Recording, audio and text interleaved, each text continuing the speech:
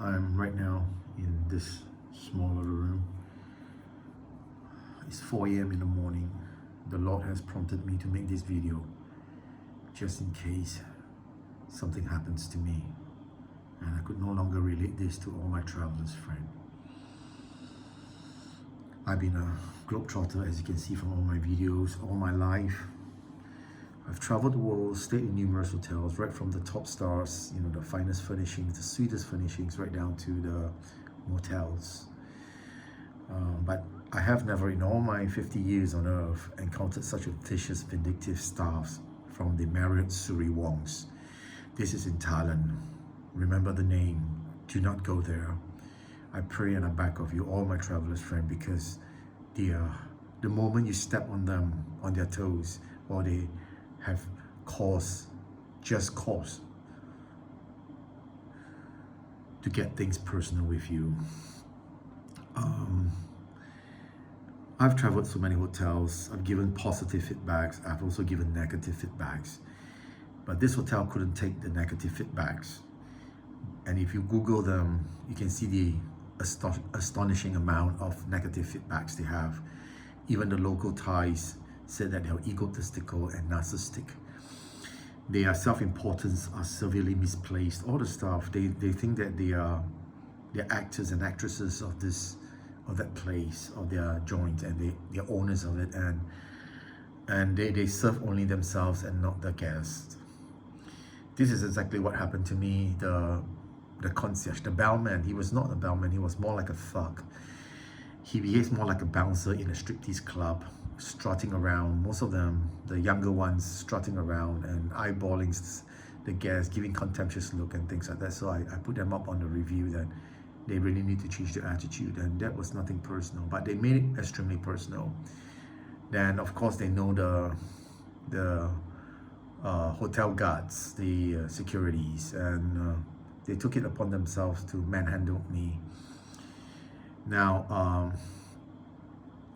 it became very physical, and they refused to. If you look at my videos, you look at the reviews on YouTube and on Google itself, I think you may find it, or they could have applied to remove it already.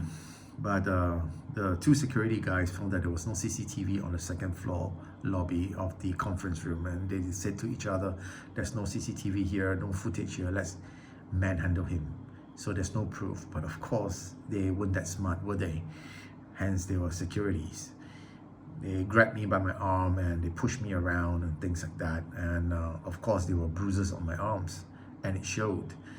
And eventually, two of them wanted to hit me. I couldn't handle two.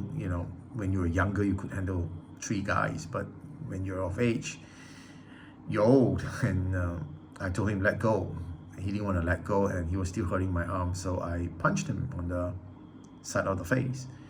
He tasted blood. Only when he tasted blood, he let go. So this became a police case. But when I went to the police station, the police was not interested in what happened. He was trying to incriminate me by saying that, what were you doing there when you're not checked in? I say, I do checked in. I'm their long-term member guest, a platinum Marriott Bonvoy member for many years. I've stayed with them since before COVID. And my usual room was 2203 or 2303, something like that. Anyway, it was an upgraded room. They always give it to me, and I appreciate them. That was before. Now, the older staff were very nice because they knew I was struggling with noise.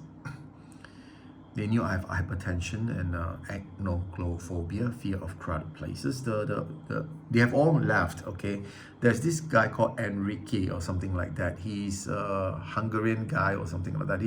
He was a residence manager. He's this fantastic guy, and he's left. All the good ones has left with the new ones, and they are extremely, I don't know where they hire them, but they are extremely egotistical.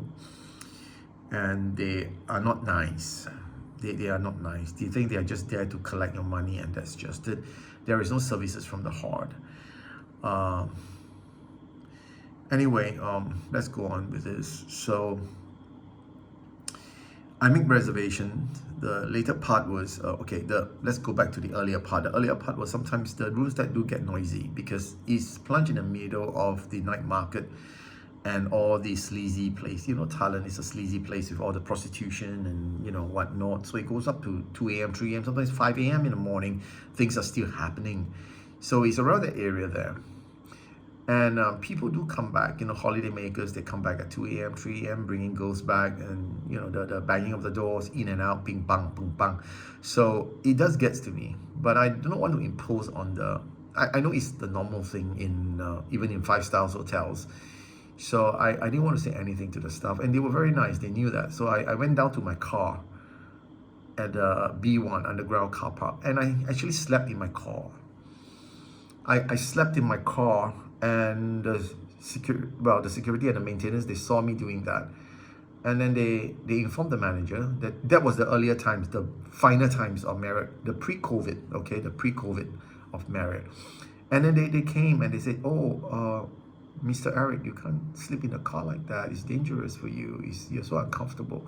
And I said it was okay, but they were very nice. They said, can we change room for you? Those were the good times, okay? They have deteriorated very badly. They have spiraled downwards into the bowels of society, actually, these people. And I said, no, it's okay. And there were days when it was also noisy in the morning because, early checkout. So I moved to, I'm an M, you're a platinum member, so you're entitled to the M Club floor on the 31st floor. And I went up there to crash. Okay, I didn't sleep there. Well, I tried to. You couldn't sleep on a sofa, couch like that. So I went there to have some peace. And early morning, the M Club is empty. So I find peace there. I'm a man who like quietness, serenity. If you look at all my videos, I exonerate silence, peace. And of course, the Lord and His Son, Jesus Christ, is my number one in my life.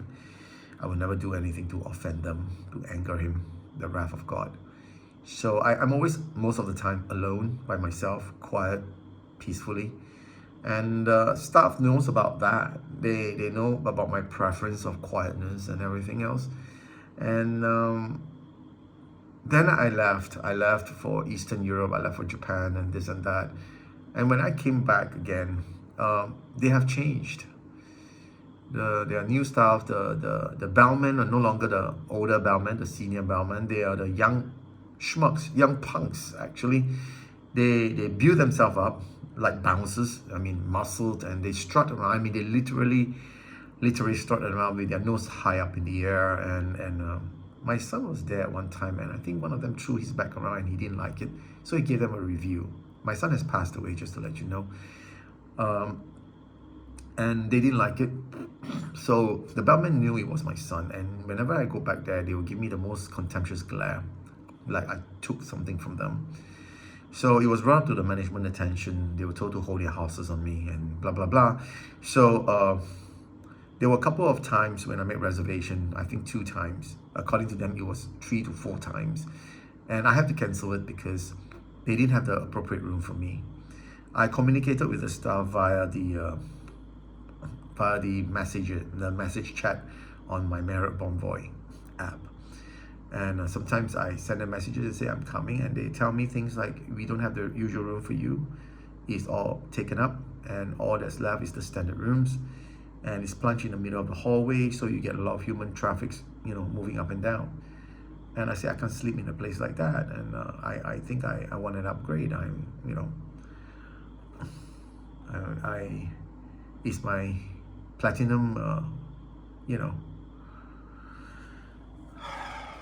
entitlement, I call that. So I'm not gonna take your time. So what happened was this.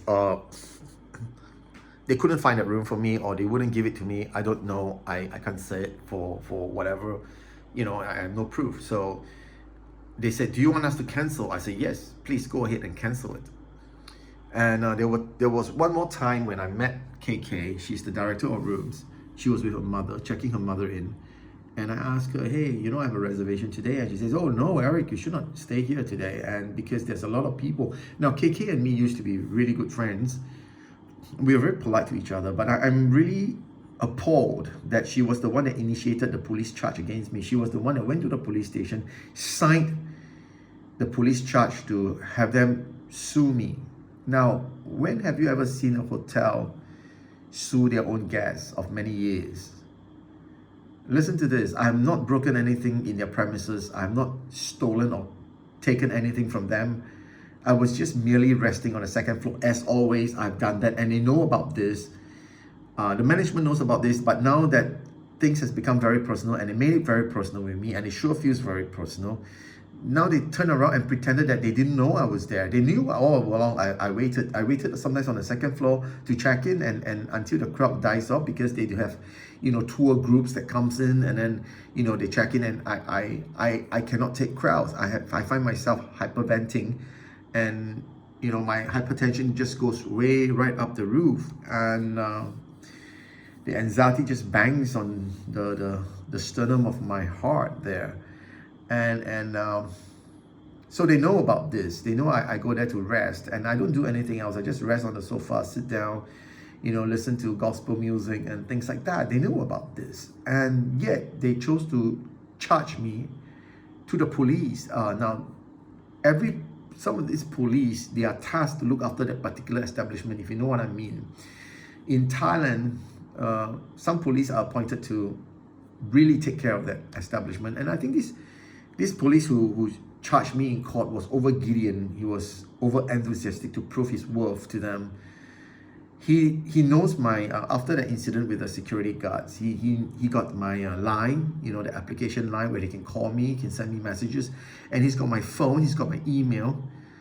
He did nothing of that. He did not inform me that I need to go down to answer to a charge right now he's putting up on me. He did not even give me one call, one message, nothing. He just silently, it was in July of this year that it happened. This November 5th, on my birthday itself, the notoriety of this police, he deliberately on my birthday put up a warrant of arrest for me, quietly, without notification, nothing at all. He just put up the warrant of arrest. And I got a shock of my life when I tried to leave, when I had a flight to catch to go back to Japan. And I was stopped at the airport, and they said there is a case against me. And I said, I was not informed, nothing at all. So this is the unprofessional, the corruption and things like that of this police, the Thai police here. And I can understand why now the locals have no respect for some of the local police. I used to have a lot of respect for the Thai police, and I actually liked them very much. But now, with these circumstances, the situation, it sure changes things and my feelings towards them now. So they are the police that look after this establishment decided to charge me like I was a criminal, that I'm a bad guy who does drugs and hurt people and do bad things, and I'm a criminal, that I killed someone. And he treated me just like that. He put me up in a lockup, in a police lockup. He handcuffed me. He threw me inside there for 2 days in the worst possible police cell in Thailand. Can you imagine that? And I didn't do anything at all. I was just resting on the second floor lobby, the conference room there, and they did that to me. What kind of hotel is that? The staff made it so personal, and then this guy who is an outsourced company that looked after some of the finer hotels here, his name is Jacob Hegel or something like that. He wrote me a nasty email. He said I was berating his staff, but that email was berating me for berating his staff. I said, you are no different writing that email to me. And if you don't like my review on that particular hotel, then ask nicely. There are hotels that send it to me. They called me up. They say, Mr. Eric, could you take down the negative review, because we are very uncomfortable with it. And they ask nicely. And when you ask nicely, how can you not find it in the heart? I'm a man of God. When people ask nicely, and even though, there are some misunderstandings or things like that, or lack of services, I can understand. They come back to me, and I would say yes. How would I say no to anybody who asked nicely? But he didn't ask nicely. He threatened me with lawsuit. He threatened me with, setting me up. And he did set me up after all. They did set me up. They got that police guy, their police guy, to set me up to be charged in court. And I'm being charged in court right now, and I can't go back home. I can't go back home. My funds are down now. My funds are down now. I can't get into any financial assistance or funds in Japan or in Singapore. I can't get into any of that. And the funds are all diminished. I got to be physically back there, and they wouldn't listen. Then to add to my grievances, the immigration make things so personal. You know, I move from place to place because of my acnophobia, my OCD. And they just refuse to listen. They know, they just refuse to listen and accept it when I try to explain to them that I move from hotels to hotels, and then some hotels, they are like motels, and in Thailand, every Thais know that they don't issue receipts because you book through Agoda and it's like really cheap, okay? It's like $25 sometimes. Yeah, it is $25 actually. And the receipt is electronic receipt from Agoda or booking.com. And I show it to them, and I say, I can print it out for you. They refuse to accept it. They said, no, you need to stay for long. And my visa is only 1 month. They say you need to stay 3 months. You know, they don't do the math. They just blabber and bicker at the, oh, this is not a good country. You talk about Albania being bad. No, this country is worse, I think. It's just that you haven't got into their back books. But once you get into their back books, you never leave. They don't want your money. You think Thais want your money? No. Maybe the Albanian wants your money. But here, they want your life. They want to take your life. And this is what this hotel is trying to do. Just for this thing about their review and, the squabble there, instead of apologizing, most hotels would have apologized and said that we're sorry that this has come to this misunderstanding, but we can no longer provide you the service. We appreciate you if you could look somewhere else in the future. I mean, a nice, formal, diplomatic, professional way of an email is fine. But I got this Jacob guy, his office is in Saturn Road, and he wrote me a message, a very nasty message, okay, and threatening me with lawsuit and things like that, berating me for berating his staff. And I said, you're no better than what you make me out to be in your email.